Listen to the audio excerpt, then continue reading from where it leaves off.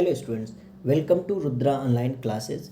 यह वीडियो बहुत ज़्यादा इम्पॉर्टेंट है क्योंकि हमने क्लास 12th बायोलॉजी का चैप्टर नंबर 1 से लेकर के चैप्टर नंबर 15 का पूरा सिलेबस कंप्लीट कर लिया है। और आप जानते हैं कि चैनल पर हमने हर एक चैप्टर की अलग अलग प्लेलिस्ट भी बना दिया है। जिन भी मित्रों ने तैयारी कर लिया है वो बहुत अच्छे हैं, और जिन्होंने अभी तक तैयारी नहीं की है वो जा करके चैनल के प्लेलिस्ट से सारे चैप्टर तैयार कर सकते हैं। और चैनल पर साथ साथ में आपको इन सभी चैप्टर्स की फ्री पीडीएफ नोट्स भी उपलब्ध है, तो नोट्स को भी आप डाउनलोड कर लें।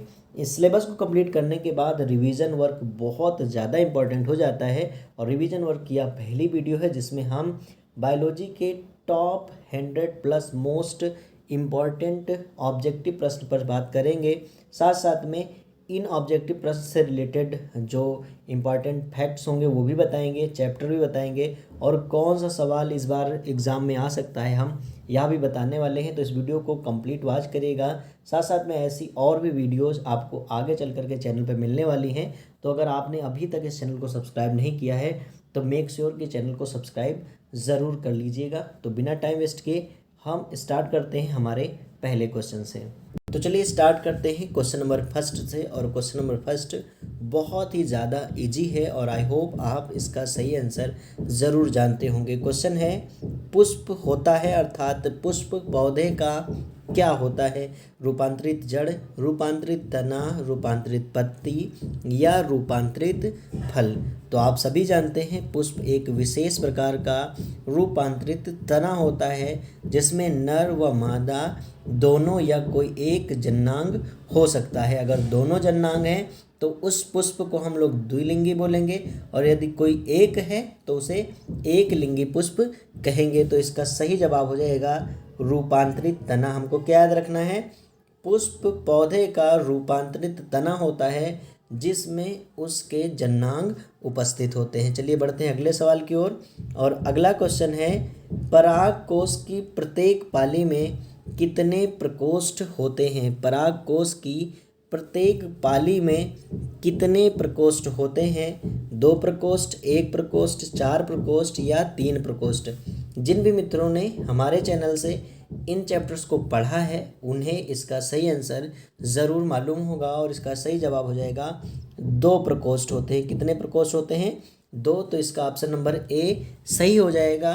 पराग कोश की प्रत्येक पाली में 2 प्रकोष्ठ होते हैं जिन्हें हम माइक्रोस्पोरेंजियम भी कहते हैं या लघु बीजाणुधानी कहते हैं, या हम इसको परागपुट या पॉलन सैक भी कह सकते हैं। तो यहाँ 2 पॉइंट्स आपको क्लियर होने चाहिए कि जो पराग कोश होता है वो 2 प्रकोष्ठों से बना होता है। पराग कोश जो होता है वह 2 प्रकोष्ठों से बना होता है जिन्हें हम माइक्रोस्पोरेंजियम यानी लघु बीजाणुधानी या पॉलन सैक जिसे हिंदी में कहते हैं परागपुट कहते हैं। तो इसका ऑप्शन नंबर ए सही हो जाएगा। बढ़ते हैं अगले क्वेश्चन की ओर।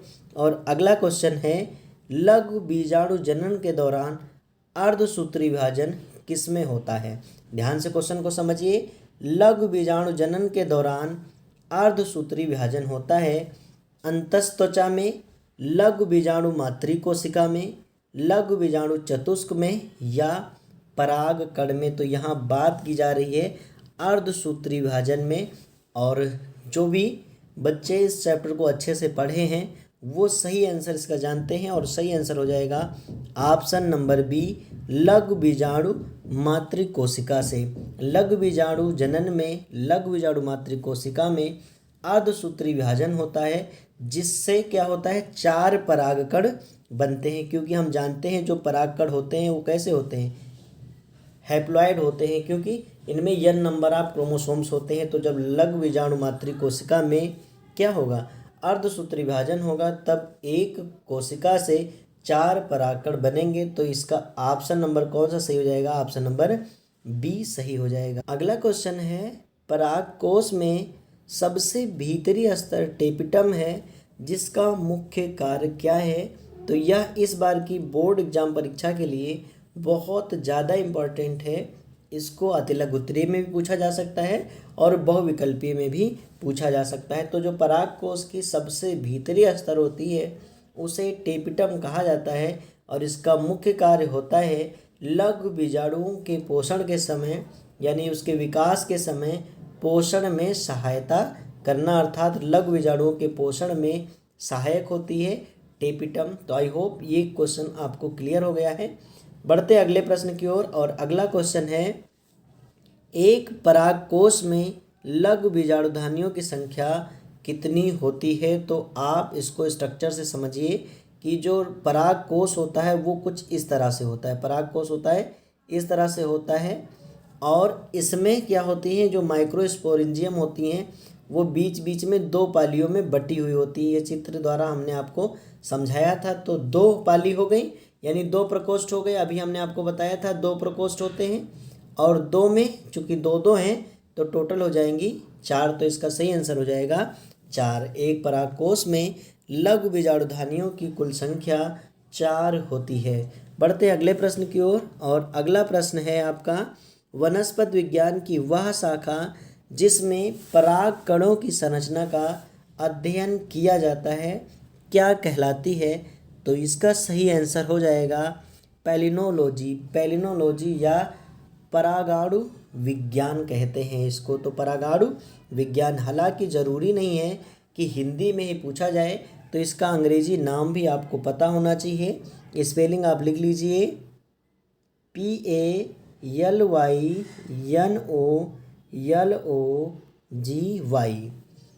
पैलिनोलॉजी। पैलिनोलॉजी अर्थात परागाणु विज्ञान, जिसमें परागकण के बारे में अध्ययन किया जाता है। चलिए बढ़ते अगले प्रश्न की ओर, और अगला क्वेश्चन है, परागकण होते हैं या परागकण में होते हैं? इसका सही आंसर तो आप जरूर दीजिए कि परागकण में क्या होते हैं। तो इसका सही आंसर हो जाएगा, परागकण में एक जनन कोशिका व एक नलिका कोशिका होती है। तो परागकण में एक जनन कोशिका एवं एक नलिका कोशिका का जो नली केंद्रक उपस्थित होता है। तो इसका ऑप्शन नंबर जो ए होगा वो सही हो जाएगा। नेक्स्ट क्वेश्चन है, स्त्री केसर का कौन सा भाग नहीं है? इस बार के एग्ज़ाम के लिए ये क्वेश्चन मोस्ट इम्पॉर्टेंट है, इसको आप अच्छे से तैयार कर लीजिएगा। तो वर्तिका, वर्तिकाग्र और अंडाशय जो होते हैं वो स्त्री केसर के भाग होते हैं, जबकि जो परागकण है वह पुंकेसर का भाग है। तो इसका ऑप्शन नंबर, चूँकि इन्होंने पूछा था नहीं वाले क्वेश्चन एग्जाम में दे देते हैं और बच्चे जानते हुए भी इसको गलत कर देते हैं, तो आप ध्यान रखिएगा जब नहीं वाला पूछे तो जो नहीं होगा वही सही आंसर होगा। तो परागकण इसका सही आंसर हो जाएगा। अगला क्वेश्चन है, स्वपरागण के लिए क्या आवश्यक है? द्विलिंगता या समकाल पक्वता? समकाल पक्वता का मतलब जो स्त्री केसर है और पुंकेश्वर है वो दोनों एक साथ परिपक्व हो, अर्थात उनके जो युग्मक हैं वो दोनों एक साथ परिपक्व हों। और जो पहली कंडीशन थी वह थी द्विलिंगता, अर्थात स्त्री केसर और पुंकेसर एक ही पेड़ पर उपस्थित हों। तो आई थिंक इसके दोनों सही हो जाएंगे, विकल्प ए व बी दोनों सही हैं। ठीक है, तो इसका ऑप्शन नंबर सी सही हो जाएगा। बढ़ते अगले प्रश्न की ओर, गेहूं, जौ, मक्का आदि में परागण किस प्रकार का होता है? गेहूं, जौ, मक्का आदि में परागण किस प्रकार का होता है? इंपॉर्टेंट प्रश्न है, इसको आप अच्छे से तैयार जरूर करें। तो आपने गेहूं, जौ, मक्का को कभी कीट परागण या जल परागण, जंतु परागण द्वारा देखा नहीं होगा, जबकि इसमें होता है वायु परागण, अर्थात वायु मंद मंद चलती रहती है और इनके परागकण इधर से उधर ट्रांसफर होते रहते हैं। अगला प्रश्न है, साल्विया में परागण होता है? साल्विया बहुत इंपॉर्टेंट है कि साल्विया में परागण किसके द्वारा होता है? तो साल्विया में जो परागण होता है वह होता है कीट द्वारा। साल्विया में जो मधुमक्खी होती है उसके द्वारा परागण होता है। यह मधु को चूसने के लिए पुष्पों में जाती है और इसके जो पैर होते हैं उसमें क्या होता है, परागकण चिपक जाते हैं और दूसरे पुष्पों तक पहुंच जाते हैं। नेक्स्ट क्वेश्चन है, गुंजन चिड़िया द्वारा परागण होता है? यानी जो गुंजन चिड़िया है उसके द्वारा परागण किसमें होता है? तो इसका सही आंसर हो जाएगा बिगोनिया। बिगोनिया में गुंजन चिड़िया द्वारा परागण होता है। यह क्या करती है, मधुपान के समय जब चिड़िया दल पुंज के नलिका में चोंच डालती है तो उसके वक्ष पर, सिर आदि में परागकण चिपक जाते हैं जो दूसरे पादप तक चले जाते हैं। बिगोनिया का पुष्प कुछ इस तरह होता है, एक सेकेंड, इस तरह होता है, ऐसे बना होता है ऐसे। और जब चिड़िया आती है तो चोंच यहाँ डालने के लिए वो जब बैठती है तो उसके सिर पर और वक्ष भाग पर बहुत सारे परागकण उसके ऊपर बैठ जाते हैं, और जब ये उड़कर दूसरे पुष्प तक जाती है तो वहाँ तक पहुँच जाते हैं। नेक्स्ट क्वेश्चन है, द्विनिषेचन क्रिया होती है। बहुत इजी क्वेश्चन है और पूछा जाने वाला प्रश्न है। कई बार हम देखते हैं बोर्ड एग्जाम में प्रश्न रिपीट कर दिया जाता है, नीट एग्जाम में भी ऐसे क्वेश्चन पूछे जाते हैं और इजी है इसीलिए गलत भी हो जाता है। तो इसका सही जवाब हो जाएगा जो आवृत्त बीजियों में ही द्विनिषेचन होता है, जबकि अन्य किसी में भी द्विनिषेचन की क्रिया नहीं हो सकती।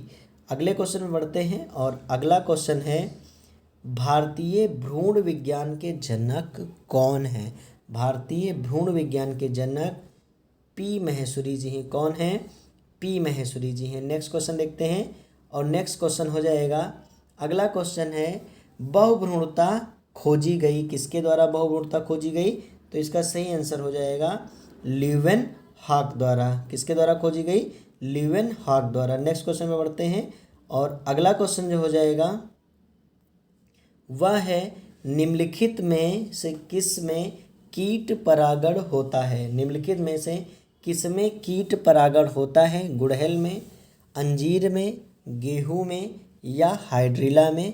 तो इसका सही आंसर हो जाएगा अंजीर में। अब यहाँ पर दो क्वेश्चन बन सकते हैं, गुड़हल और अंजीर।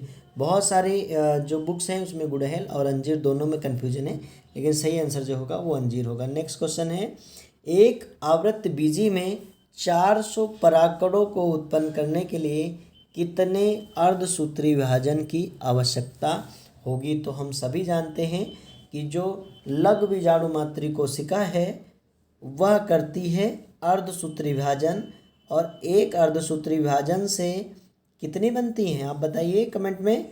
तो 4 कोशिकाएं बन जाती हैं, 1 से 4। तो हमको कितने प्राप्त करना है?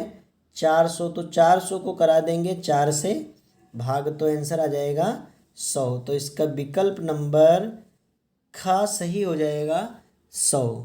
कितने अर्धसूत्री विभाजन होना चाहिए? 100। अगले क्वेश्चन बढ़ते हैं और अगला क्वेश्चन है, द्विनिषेचन का क्या तात्पर्य? हमने कहा तो द्विनिषेचन बहुत ज़्यादा इंपॉर्टेंट है, इसको अच्छे से तैयार कर लीजिए। तो द्विनिषेचन का क्या तात्पर्य है? और इसका सही विकल्प हो जाएगा ऑप्शन नंबर ख, एक नर युग्मक का अंड कोशिका से तथा दूसरे का द्वितीयक केंद्रक से संयोजन ही क्या कहलाता है? द्विनिषेचन कहलाता है। चूंकि दोहरा निषेचन है, 2 बार निषेचन हो रहा है ना, तो इसीलिए इसको द्विनिषेचन कहते हैं। नेक्स्ट क्वेश्चन है, निभाग पाया जाता है। निभाग पाया जाता है, किस में पाया जाता है निभाग? तो यह पाया जाता है बीजांड में। निभाग किस में पाया जाता है? बीजांड में पाया जाता है। अगले प्रश्न की अगला प्रश्न है, निषेचन की तुरंत बाद कौन सी कोशिकाएं नष्ट हो जाती हैं?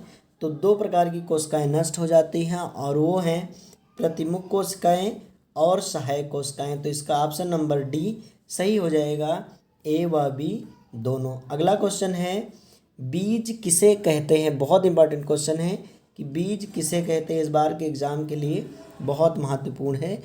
तो बीज हम क्या कह सकते हैं? निषेचित एवं परिपक्व बीजांड को ही बीज कहते हैं, और बीजांड के अध्यावरण को हम बीज आवरण कहते हैं, या बीजांड के अध्यावरण से ही बीज आवरण का निर्माण होता है। तो इसका जो सही आंसर हो जाएगा वह होगा ऑप्शन नंबर बी, निषेचित व परिपक्व बीजांड को बीज कहते हैं। अगला क्वेश्चन है, सिनकोना के वृक्ष में बीजों का प्रकीर्णन कैसे होता है?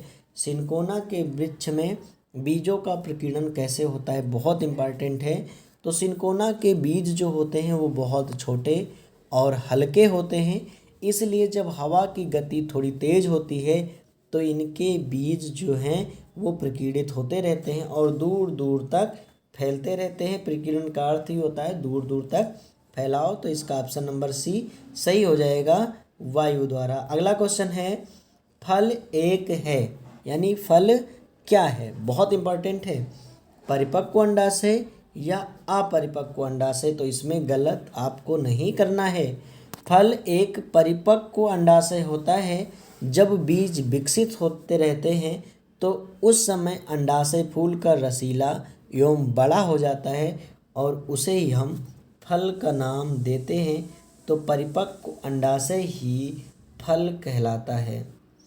कूट फल का कोई एक उदाहरण दीजिए। तो सबसे पहले आप जान लीजिए कूट फल क्या होता है। जो सत्य फल होते हैं या वास्तविक फल होते हैं वह फल हैं जो अंडाशय से बनते हैं, क्योंकि परिपक्व अंडाशय ही फल कहलाता है। तो ऐसे फल जो अंडाशय से बनते हैं क्या कहलाते हैं? सत्य फल कहलाते हैं। जबकि अंडाशय को छोड़ दीजिए, अंडाशय क्या होता है? स्त्री केसर का जो फूला हुआ भाग था इसे ही हम अंडाशय कहते थे। तो अंडाशय को छोड़ दीजिए, अंडाशय के अतिरिक्त अगर किसी अन्य भाग से फल का निर्माण हो रहा है तो वह कूट फल कहलाएंगे। जैसे कि इसमें एक ऑप्शन है सेब। जो सेब होता है वो पुष्पासन से बनता है। पुष्पासन का मतलब जिसके ऊपर पुष्प टिका हुआ होता है। तो जब पुष्पासन से पुष्प बनना है तो वो कूट ही होगा। कूट का अर्थ होता है झूठा, झूठा या असत्य फल। अगला क्वेश्चन है जीनिया शब्द का प्रयोग सर्वप्रथम किन्होंने किया था? इंपॉर्टेंट है जीनिया। हमने आपको बताया था कि परागकणों का भ्रूणपोष पर सीधा प्रभाव जीनिया कहलाता है और इस शब्द का सर्वप्रथम प्रयोग फोको ने किया था। तो इसका सही विकल्प हो जाएगा ऑप्शन नंबर डी, फोको ने। अगला क्वेश्चन है नर के वृषणों में नर हार्मोन्स का स्राव करने वाली कोशिकाएं कौन सी हैं? तो सही विकल्प हो जाएगा ऑप्शन नंबर बी, अंतराली कोशिकाएं जो होती हैं वो टेस्टोस्टेरोन हार्मोन का स्रावण करती हैं। अगला प्रश्न है सार्टोली कोशिकाएं कहाँ उपस्थित होती हैं? तो सार्टोली कोशिकाएं भी अच्छे से तैयार कर लो, इंपॉर्टेंट है सार्टोली कोशिकाएं। तो सार्टोली कोशिकाएं कहाँ उपस्थित होती हैं? सार्टोली कोशिकाएं चूँकि मैन में होती हैं इसलिए यहाँ पर हमको वृषण लगाना है। ये एक प्रकार की सहायक कोशिकाएं होती हैं जो कि हार्मोन सिक्रीट करती हैं और पोषण में भी सहायक होती हैं। आगे बात करते हैं यदि पुरुष में शुक्र वाहिनियों को काट दिया जाए तो क्या होगा? तो हम सभी जानते हैं शुक्र वाहिनियों को काट देने पर जो शुक्राणु हैं वो वृषण से शुक्राशय में नहीं पहुंच पाएंगे और वीर्य में शुक्राणु नहीं होंगे। अर्थात ऑप्शन नंबर बी सही हो जाएगा। जो वीर्य सिक्रीट होगा उसमें शुक्राणु नहीं होंगे। अगला प्रश्न है मानव नर जन्म तंत्र में उपस्थित सहायक ग्रंथि कौन सी है? शुक्राशय, प्रोस्टेट या काउपर? तो ये जो तीनों ग्रंथियां हैं वो क्या हैं? मानव नर जन्म तंत्र की सहायक ग्रंथि हैं, इसलिए इसका ऑप्शन नंबर डी सही हो जाएगा, ये सभी। अगला प्रश्न है नर में शुक्राणुओं को ऊर्जा प्रदान करने वाली ग्रंथि कौन सी है? बहुत इंपॉर्टेंट है। तो जो शुक्राशय है वो शुक्राणुओं को एटीपी के रूप में ऊर्जा प्रदान करती है, तो इसलिए इसका विकल्प नंबर ए सही हो जाएगा। अगले प्रश्न पर बढ़ते हैं और अगला प्रश्न है वीर्य में अम्लीय द्रव्य का स्रावण कौन सी ग्रंथि करती है? क्यों करती है? क्योंकि जब वेजाइनल ट्रैक में पहुंचता है स्पर्म तो चूँकि बेसिक और एल्कलाइन मीडियम होता है और उससे स्पर्म डिस्ट्रॉय ना हो जाए, मर ना जाए, इसलिए जो अम्लीय माध्यम है उसको क्या करता है? उदासीन करता रहता है, जिससे जो स्पर्म्स होते हैं वो सर्वाइव कर पाएँ वेजाइनल ट्रैक में। तो इसका सही आंसर हो जाएगा वीर्य में अम्लीय द्रव्य का स्रावण जो करती हैं वो हैं प्रोस्टेट ग्रंथियाँ। कौन सी ग्रंथियाँ? प्रोस्टेट ग्रंथियाँ करती हैं और ये इनका जो अम्लीय होता है वो 6.1 से लेकर 6.5 हम कह सकते हैं 6.5 तरल श्रावण करती है, जिससे कि एसिडिक मीडियम बनता है। तो इसका विकल्प नंबर कौन सा सही हो जाएगा? Option number B. अगला है काउपर की ग्रंथि का अन्य नाम क्या है? बहुत इंपॉर्टेंट है कि काउपर का अन्य नाम क्या है। तो इसका नाम है बल्बो यूरिथ्रल ग्रंथि। क्या नाम है? बल्बो यूरिथ्रल ग्रंथि, क्योंकि बल्ब के आकार का यूरिथ्रा के पास पाई जाती है इसलिए इनका नाम है बल्बो यूरिथ्रल ग्रंथियाँ। अगला प्रश्न है निम्न में से कौन सी नर सहायक ग्रंथि नहीं है? शुक्राशय तो है ही है, प्रोस्टेट है, बल्बो यूरिथ्रल भी है, लेकिन जो एम्पुला है वह नहीं है। और इसने नहीं पूछा था, इसलिए विकल्प नंबर बी सही हो जाएगा। अगला क्वेश्चन है कार्पस ल्यूटियम कहाँ स्थित होता है। नो डाउट इसका सही आंसर आपको मालूम होगा, अंडाशय में स्थित होता है। कहाँ होता है? अंडाशय में स्थित होता है। कार्पस ल्यूटियम कहाँ होता है? अंडाशय में होता है। स्त्रियों में अंडोत्सर्ग नियंत्रित कौन सा हार्मोन करता है? तो इसका ऑप्शन नंबर बी सही हो जाएगा, FSH तथा LH ल्यूटिनाइजिंग हार्मोन तथा फॉलिकुलर स्टिमुलाइजिंग हार्मोन। तो ये इम्पोर्टेंट है, याद कर लीजिएगा। अगला प्रश्न है यौन के द्वार पर कौन सी ग्रंथि पाई जाती है? यौन के द्वार पर कौन सी ग्रंथि पाई जाती है? तो ये हो जाएगा बार्थोलिन। याद रखिएगा, इसमें कंफ्यूज नहीं होना है। बल्बो यूरिथ्रल जो होती है वो पाई जाती है नर में, जबकि बार्थोलिन मादा में पाई जाती है। अगला क्वेश्चन है मनुष्य के 28 दिन के आवर्त चक्र में अंडोत्सर्ग किस दिन हो सकता है? तो इसका जो सही आंसर होगा वो 14वें दिन, यानी पीरियड्स के 14वें दिन अंडे के उत्सर्जन के चांसेस बहुत ज़्यादा होते हैं, अर्थात प्रेगनेंसी के चांसेस उस दिन सबसे अधिक होते हैं। अगला क्वेश्चन है अग्रपिंडक किस में होता है? या अग्रपिंडक पहले बात तो किस में होता है? तो ये स्पर्म में पाया जाता है। और इसमें क्या होता है, अग्रपिंडक में क्या होता है? चूँकि अग्रपिंडक हम जानते हैं जब स्पर्म को ओवा के अंदर प्रवेश करना होता है तो अग्रपिंडक विशेष प्रकार के पाचक एंजाइम्स को सिक्रीट करते हैं, जिसके कारण जो स्पर्म होता है वो अंडाणु की झिल्ली को नष्ट करते हुए अंदर प्रवेश कर जाता है। तो ये हो जाएगा पाचक एंजाइम। अगला क्वेश्चन है शुक्राणु के मध्य भाग में क्या पाया जाता है? तो मध्य भाग में पाए जाते हैं माइटोकॉन्ड्रिया। क्या पाए जाते हैं? माइटोकॉन्ड्रिया, जिससे कि उसको ऊर्जा मिल सके, क्योंकि होता क्या है वेजाइनल ट्रैक योनि में गति करता है ना, वेजाइनल ट्रैक में स्पर्म गति करता है तो गति के लिए ऊर्जा मिलती है माइटोकॉन्ड्रिया से, जो कि शुक्राणु के मध्य भाग में उपस्थित होती हैं। शुक्राणु का स्ट्रक्चर जरूर तैयार कर लीजिएगा, इंपॉर्टेंट है। ब्लास्टुला अवस्था में भ्रूण को सर्वप्रथम गर्भाशय में जोड़ने का कार्य निम्न में से कौन सी झिल्ली करती है? बहुत इंपॉर्टेंट है। तो ये हो जाएगा अपरा या कोरियान। अगला क्वेश्चन है स्त्री में अंतरारोपण के समय भ्रूण किस अवस्था में होता है? बहुत इंपॉर्टेंट है। तो ये हो जाएगा जब अंतरारोपण होता है तो इसके लिए अंतरारोपण अर्थात चूँकि हम जानते हैं मॉरुला स्टेज में वो प्रवेश करता है गर्भाशय के पास और ब्लास्टुला स्टेज में वो अंतरारोपित हो जाता है। तो इसमें बहुत बड़ा कन्फ्यूजन है बुकों में, लेकिन ब्लास्टुला इसका सही आंसर हो जाएगा। अगला क्वेश्चन है एंड्रोजन स्रावित होता है। एंड्रोजन हार्मोन्स किसके द्वारा स्रावित होता है? तो लीडिक कोशिकाओं द्वारा जो है एंड्रोजन स्रावित होता है। अब बढ़ते हैं अगले क्वेश्चन की ओर और अगला क्वेश्चन है सार्टोली कोशिकाएं क्या होती हैं? हमने कहा था ना सार्टोली कोशिकाएं बहुत इंपॉर्टेंट है। तो इसका सही आंसर हो जाएगा ऑप्शन नंबर बी, मनुष्य के वृषण में तथा शुक्राणुओं को पोषण प्रदान करने वाली कोशिकाओं को हम सार्टोली कोशिकाएं कहते हैं। अगला क्वेश्चन है कोशिकीय अवस्था में भ्रूण क्या कहलाता है? कोशिकीय अवस्था में भ्रूण को क्या कहा जाता है? तो इसको कहते हैं मॉरुला। चूँकि ये कितने स्टेज में होता है? 16 कोशिकाओं के स्टेज तक हो जाता है, इसको मॉरुला कहते हैं। यहाँ नंबरिंग गलत है तो इससे कोई मतलब नहीं है। हम लोग 44 नंबर क्वेश्चन पे पहुँच चुके हैं। 45 नंबर क्वेश्चन है स्त्री के अंतरारोपण के समय भ्रूण किस अवस्था में होता है? तो ब्लास्टुला अवस्था में होता है। किस अवस्था में होता है?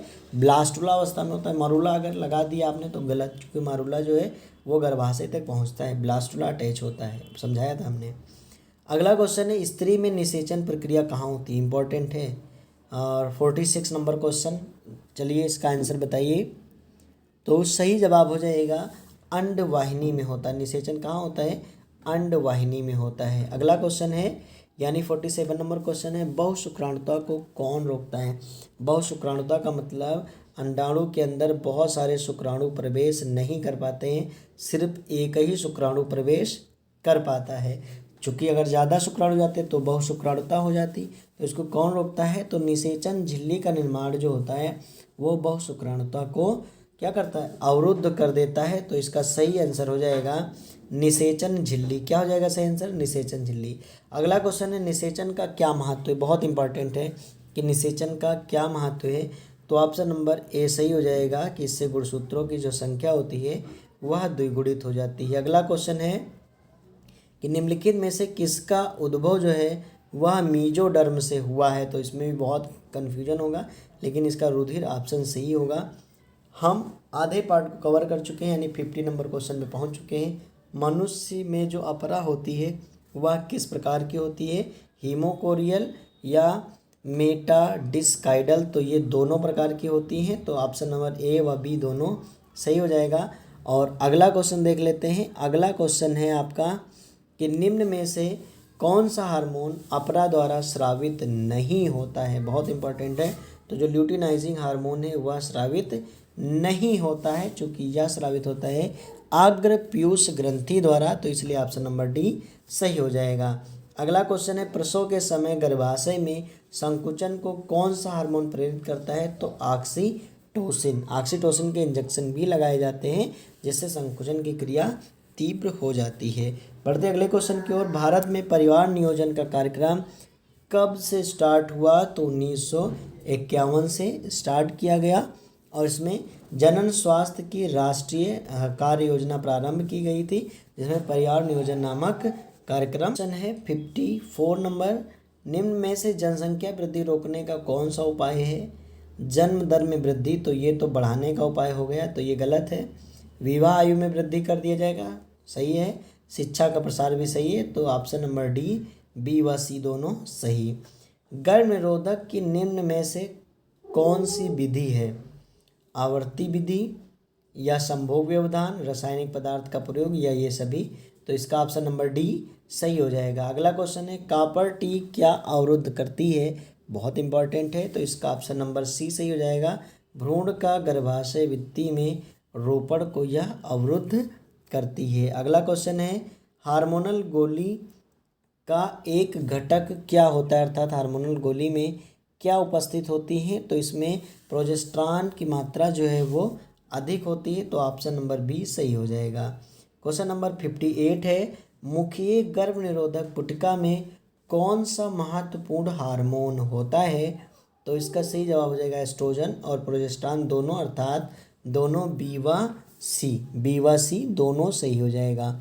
बढ़ते हैं अगले प्रश्न की ओर और अगला प्रश्न है मानव नर से निम्न में से कौन संबंधित है। ये क्वेश्चन कई बार पूछा गया है, इसको आप मोस्ट इम्पॉर्टेंट लिस्ट में डाल दीजिए। तो जाहिर सी बात है इसमें हो जाएगा पुरुष नसबंदी यानी वैसेक्टोमी, इम्पॉर्टेंट है, याद कर लीजिएगा।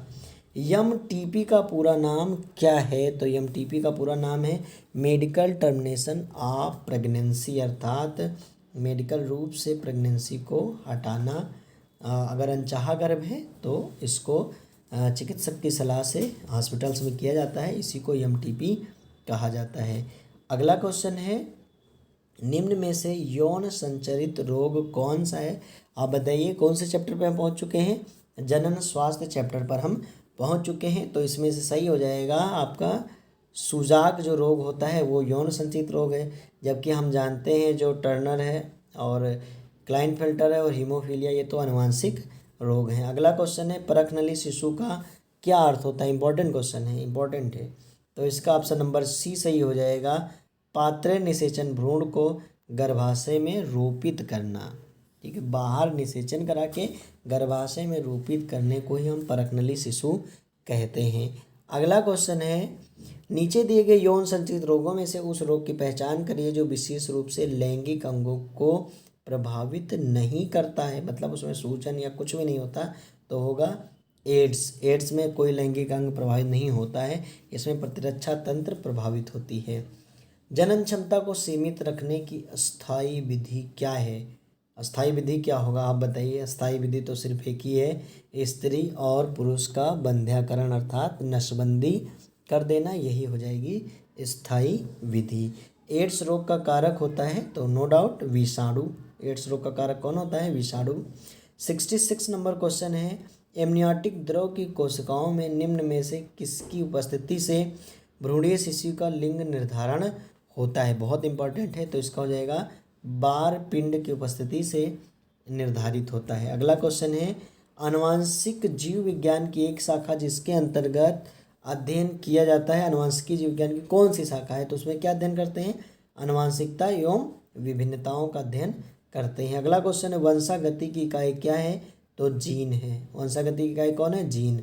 नेक्स्ट क्वेश्चन है मेंडल के एक गुण प्रसंस्करण में कौन सी पीढ़ी हमेशा विषम युग्मजीय है? हम लोग आ चुके हैं कौन से चैप्टर पर? वंशागति एवं विभिन्नताएं चैप्टर, जिसमें मेंडलीय वंशागति हम लोग को पढ़ना था। तो इसमें क्या हो जाएगा? सही आंसर हो जाएगा इसका, अब बताएं। तो प्रथम संतानीय पीढ़ी इसका सही आंसर हो जाएगा। अगला क्वेश्चन है गुलाबी पुष्प वाले गुलाबांस में स्वनिषेचन से प्राप्त प्ररूपी अनुपात क्या होगा?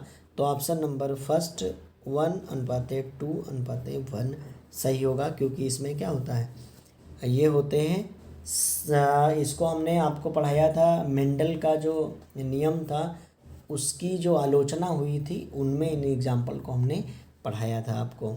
अगला क्वेश्चन है प्रभाविता एवं पृथक्करण का नियम प्रतिपादित किन्होंने किया था? तो मेंडल ने किया था। अगला क्वेश्चन है मंगोली जड़ता किसके कारण होता है? इंपॉर्टेंट है, इसको आप तो टिक कर ही लीजिए, तैयार कर लीजिएगा इस क्वेश्चन को। मंगोली जड़ता किसके कारण होती है? तो इसका सही आंसर हो जाएगा ऑप्शन नंबर घ 21वीं जोड़ी के अलिंग गुणसूत्रों में एकादि सूत्रता के कारण। अगला क्वेश्चन है हॉलैंड्रिक जीन किस क्रोमोसोम पर उपस्थित होता है? तो आंसर हो जाएगा वाई क्रोमोसोम पर, अर्थात खा ऑप्शन सही है। अगला क्वेश्चन है गुणसूत्रों का निर्माण किसके द्वारा होता है? यूकैरियोटिन या हेट्रोक्रोमेटिन या दोनों? तो दोनों के द्वारा होता है। अगला क्वेश्चन है द्विसंकर टेस्ट क्रॉस का अनुपात क्या होता है? तो 9:3:3:3:1। ये तो आपको रट ही गया होगा। अगला क्वेश्चन देख लेते हैं और वह है 76 नंबर क्वेश्चन मधुमक्खी में नर का विकास होता है अनिषेचित अंडे से। अगला क्वेश्चन है मधुमक्खी में, ये तो मैंने बता ही दिया, 76 और शायद 77 जो है वो सेम क्वेश्चन हो गए, कोई बात नहीं। निम्नलिखित में से कौन सा कथन प्रभाविता के नियम के लिए सही है? ये आप आंसर बताएं इसका, कि कारक जो होते हैं, अर्थात चूंकि मेंडल ने जीन को कारक बोला था, कारक जोड़े में होते हैं, लक्षणों का निर्धारण कारक नामक विविक्त अर्थात डिस्क्रीट इकाइयों द्वारा होता है, ये भी सही है। यदि कारक जोड़ों के दो सदस्य असमान हो तो इन्हें से एक दूसरे को कारक प्रभावी होता है, ये भी सही है। तो उपयुक्त सही जो है सभी सही हो जाएगा। अगला क्वेश्चन है वो रुधिर वर्ग वाले व्यक्तियों में होता है कोई भी एंटीजन नहीं होता है, तो इसका सही आंसर हो जाएगा ऑप्शन नंबर डी। चलिए बढ़ते हैं 80 नंबर क्वेश्चन पर। टर्नर सिंड्रोम में गुणसूत्रों का सही क्रम है, बहुत इंपॉर्टेंट है ये क्वेश्चन जो है वो बहुत ज़्यादा इंपॉर्टेंट है। ऑप्शन नंबर डी सही होगा, x और 0। अगला क्वेश्चन है दात्र कोशिका अरक्तता उत्पन्न होती है, ये भी तैयार कर लीजिएगा। तो इसका सही ऑप्शन है अलिंगी क्रोमोसोम पर अप्रभावी विशेषक के कारण, ठीक है। अगला क्वेश्चन देख लेते हैं अनुवांशिकी शब्द का सर्वप्रथम प्रयोग किन्होंने किया था? इंपॉर्टेंट है, तो इसको किया था 1905 में वैज्ञानिक बेटसन ने। तो डब्ल्यू बेटसन ने अनुवांशिकी शब्द का सर्वप्रथम प्रयोग किया था। 83 नंबर क्वेश्चन है जीन शब्द का सर्वप्रथम प्रयोग किन्होंने किया था? जीन शब्द की बात की जा रही है, अनुवांशिकी नहीं, तो इसका हो जाएगा जॉनसन ने सर्वप्रथम जीन शब्द का प्रयोग किया था। मेंडल के पुनः कार्यों की खोज किन्होंने किया था? तो ये तीनों ने किया था, Hugo de Vries, Carl Correns और एरिक वान शर्मैक ने किया था लगभग सन 1900 में। इन तीनों वैज्ञानिकों ने किया था, ठीक है। अब अगली हेडिंग है या अगला क्वेश्चन है विपुंसन की क्रिया में क्या हटा दिया जाता है? पुंकेसर को हटा दिया जाता है, चूँकि इसमें क्या होता है विपुंसन करने का मतलब है जो परागण की क्रिया को रोक देना ताकि स्वपरागण ना हो। इसमें करते क्या थे कि सबसे पहले तो परागण करा दिया और इसके बाद इसके पुंकेसर को काट दिया ताकि इसके परागकण इसमें ना गिरे, और चिमटी द्वारा स्वयं परागण कराना। पौधा स्वयं परागण ना कराए, आप अपने हिसाब से परागण की क्रिया कराएं और इसके बाद उस पौधे के पुष्प के पुंकेसरों को काट दें जिससे स्वपरागण क्रिया बाधित हो जाए। मेंडल का प्रथम नियम क्या था? तो प्रभाविता का नियम मेंडल का प्रथम नियम था। अगला क्वेश्चन है उद्यान मटर में कितने गुणसूत्र हैं? आपने पढ़ा तो बहुत, लेकिन इसके बारे में जाना नहीं। 7 जोड़ी होते हैं। कितने होते हैं? 7 जोड़ी। अगला क्वेश्चन है, अपूर्ण प्रभाविता की खोज किन्होंने किया था? इम्पोर्टेंट है। तो अपूर्ण प्रभाविता की खोज किया था कार्ल कॉरेंस ने किया था। किन्होंने किया था? कार्ल कॉरेंस ने। नेक्स्ट क्वेश्चन है, सामान्य मानव में उपस्थित गुणसूत्रों की संख्या कितनी होती है? 23 जोड़े या 46 गुणसूत्र? ये इंपॉर्टेंट है और इजी भी है, क्वेश्चन पूछा भी जाता है। नेक्स्ट क्वेश्चन है, लिंग निर्धारण में गुणसूत्रीवाद का स्पष्टीकरण किन्होंने किया था? तो मैकलंग ने किया था। किन्होंने किया था? मैकलंग ने इसका स्पष्टीकरण किया था। नेक्स्ट क्वेश्चन है 91 नंबर, लिंग गुणसूत्र यक्स एवं वाई की खोज किन्होंने किया था? तो इसको किया था स्टीवेंस एवं विल्सन ने किया था। किन्होंने किया था? स्टीवेंस एवं विल्सन ने किया था यक्स और वाई गुणसूत्र की खोज। नेक्स्ट क्वेश्चन है, जेड डब्ल्यू प्रकार का लिंग निर्धारण किसमें होता है? बताया था हमने, पक्षियों में होता है। किसमें होता है? पक्षियों में होता है। अगला क्वेश्चन है, महिलाओं में संपूर्ण गुणसूत्र प्रारूप को कौन प्रदर्शित करता है? तो 44 ऑटोसोम्स और 2 यक्स यानी ऑप्शन नंबर बी सही हो जाएगा।